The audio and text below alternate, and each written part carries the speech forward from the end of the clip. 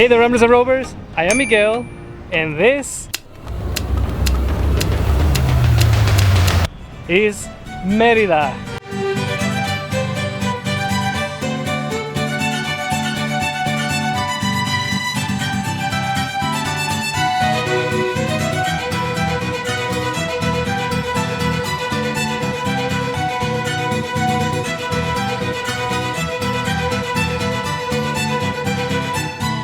I am so excited to share Merida with you guys. This is one of my absolute favorite cities here in Mexico.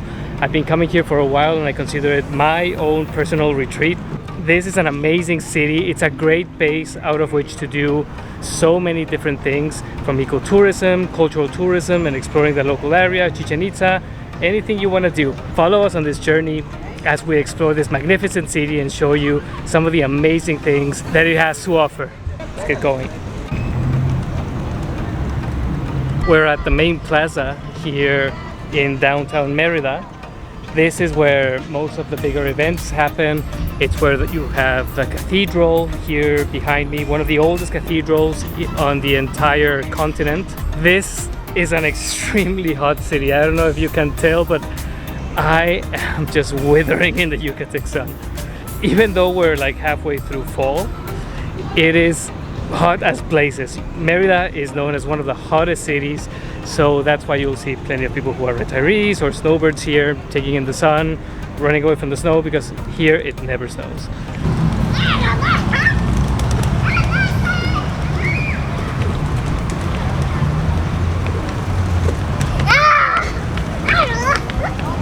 You can find a lot of these cool little love seats by the Plaza and all over Yucatan. They are something that is considered a very traditional part of the Yucatec landscape. Come here, chat with your lover. There are just so many little quirks and ways of doing things that are very unique to Yucatan. Everything from the food is different from other cities in Mexico, to the way of talking, the way of life. People are very laid back here. They tend to be a little on the conservative side, but on the whole, they're very nice people, very good friends. It's one of the chillest cities you can be in, and it is considered to be one of, if not the most safe city in all of Latin America. Just a really safe, laid-back city, a place to come, relax, and actually enjoy where you are. Like a base out of which to undertake all these different explorations all around the Yucatec coast and the Yucatec hinterlands, to go to Chichen Itza, Uxmal, all these different amazing archaeological sites, or even explore a cenote or two, or 10 or 20, you know, sky's the limit. There are a lot of cenotes in this place. So just to start you guys off with a bit of the history and the cultural heritage of the area, Merida was founded by Spanish conquistadors in the year of 1542. That is a long time ago. But the important thing to mention too is that way before the arrival of the Spanish, this was the site of a Mayan settlement called home. These were the cultural homelands of the Yucatec Maya people, who still call it home. Yes, they have not disappeared. They still live in and around Merida, speak their language, and have a vivacious culture that is still very much adapting and changing and evolving with the times. I have been here for several months on all these different occasions, and I am still melting into the pavement. The Yucatec heat is not something for the faint of heart. So we just walked into the old town hall here in downtown Merida.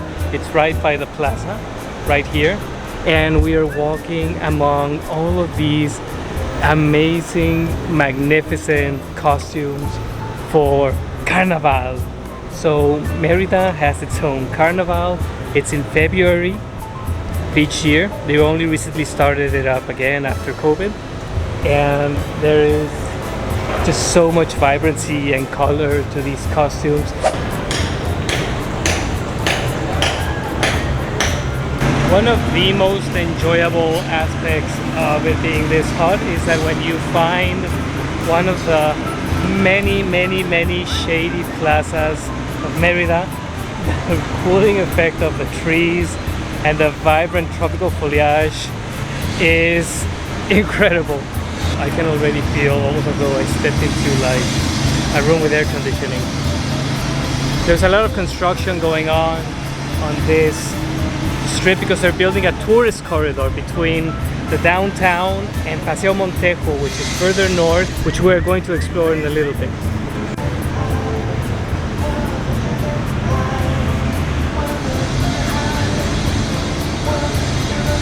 But I wanted to show an example of just how magnificent the architecture is in this city.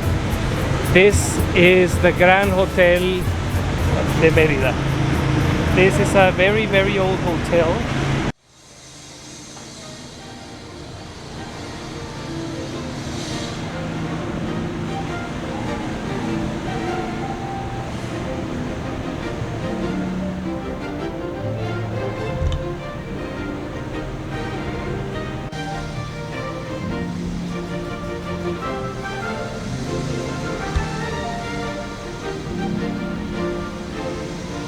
So much of Merida's wealth came from the sisal plantations.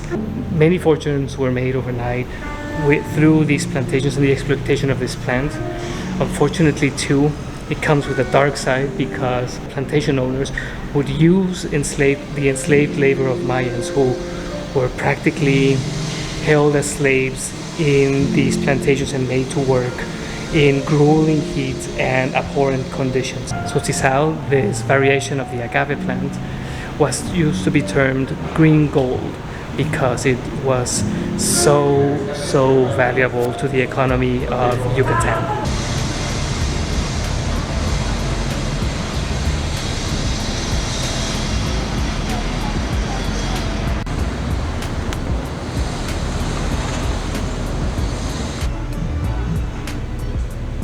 So this is the Plaza of Santa Lucia. This place, although it doesn't seem like much by day, actually it becomes very, very vibrant by night. This cool, huge lover seat. This is the plaza where some of the fanciest restaurants in all of Merida are located. All kinds of fare from international to typical, traditional Yucatec cuisine, which I really recommend that you try out while you're here in Merida. The cuisine in Merida is so unique because of its tradition. It's a mixture of what the Spanish brought over and the traditional ways of cooking that originated here from the original Mayan inhabitants, creating this amazing fusion of the old world and the new that is unique to this region. Those of you who are foodies or food connoisseurs will really enjoy the taste of the cochinita pibil. Or if you are severely dehydrated, have a glass of piña with chaya juice. Oh my god, it is the most delicious juice you can get. Something to note here in Merida is that you won't see a lot of food stands unless it's at a mercado like this, where you can get a cochinita torta or a glass of juice or tacos or some of the other regional delicacies. So if you are wondering why you are not seeing any taco stands while you are walking around the downtown, that's the reason. You're gonna have to find a market or a place like this where there's eateries, these small little hole in the walls, and just take your pick and take a risk. Chinita, sopa en Lima. Gracias, amigo. Getting hungry already.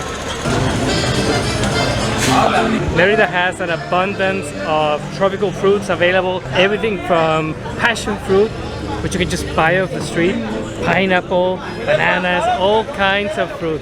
Here's a pro tip. If you are here in Merida during passion fruit season, all you have to do to get a nice cheap treat is just go buy one or two of the dragon fruits, literally cut them in half and stick them in the freezer. And once they've frozen, just take a spoon and eat it slowly like a cup of ice cream. It's healthy, it's cheap, and it's delicious. It'll really cool you off.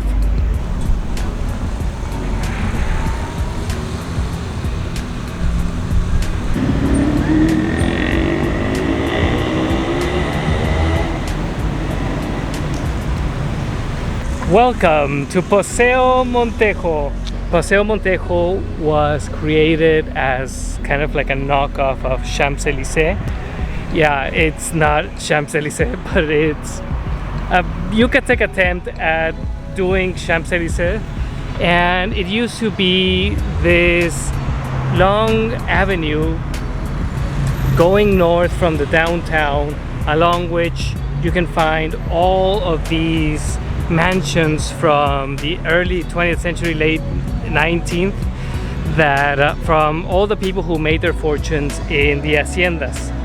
So this is an amazing walk to do, and the city closes down the avenue itself on Sundays in the morning so that people can come and bike around and just enjoy promenading from one end to the other, bicycle, get ice cream, coffee, and like have little markets, all kinds of like cool little stuff like that.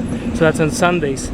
Also on Sundays in the main plaza they play music, cumbia music, usually something danceable, and people show up and dance, and you can also join in. Mexicans are more than happy to teach you to dance, especially if you're a foreigner.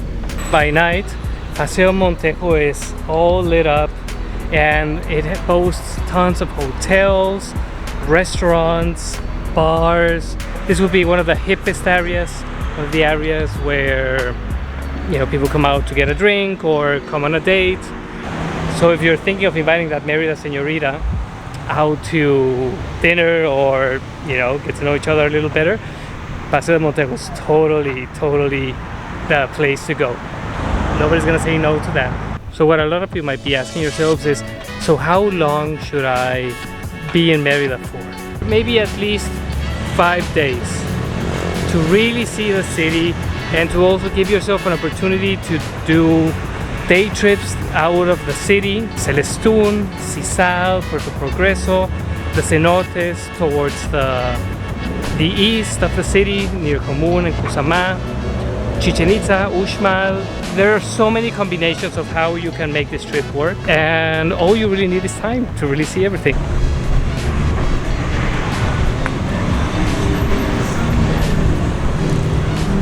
So this place has a cool little minaret up there where you can go for around $2 or $3, I think, to get a sense of the city. So one of the cool things to do here in Paso Monteo